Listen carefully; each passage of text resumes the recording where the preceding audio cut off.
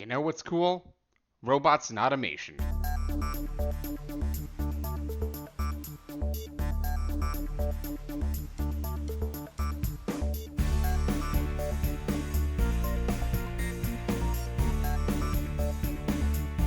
Welcome to FABTECH 2024. It was my first industrial marketing trade show, and it was the first time shooting some content at an actual event. I started content creation at the beginning of the year, focused mainly on just image content for LinkedIn, but decided to expand the video. And what better way to start blogging than to see some robots? With nothing more than this garbage camera handle, which was originally meant for some knockoff GoPro, which didn't even work, I started going around shooting some content. My photography skills here are not great. I'm still getting used to this, so my framing was pretty awful, so was my lighting. On top of that, I kept taking pictures of exhibits at a weird angle rather than straight on, and like an idiot, I kept doing this for months at a time, which made so many of my pictures way harder to work with for content reasons. As for my video skills, they needed some work too. Framing was still a problem, and I was not really holding on to shots long enough to give myself something to work with. I just had way too many clips that just ended up short. My best shots were when I just kept the camera rolling and let the subject of the video work its magic. Good footage or bad footage, at the end of the day, you work with what you got.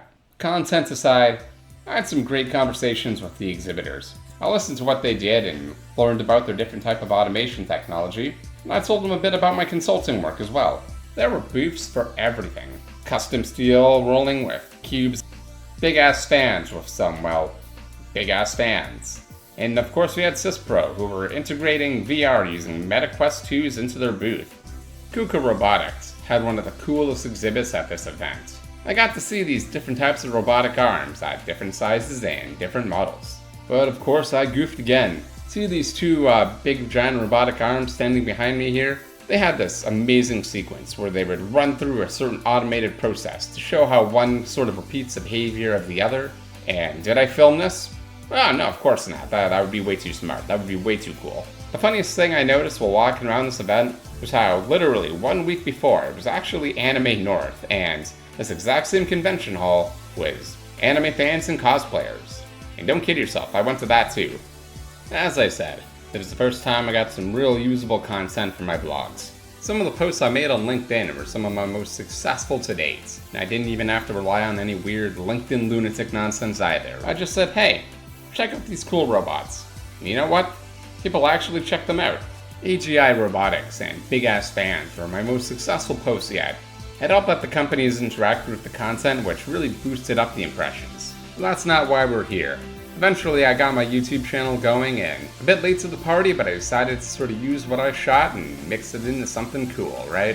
Doesn't take much to say that this event was awesome. Gave me a head start in creating some real content and forced me to get my feet wet. I've been going to these expos and trade shows all year, but this was the first one where I really tried to step up my game.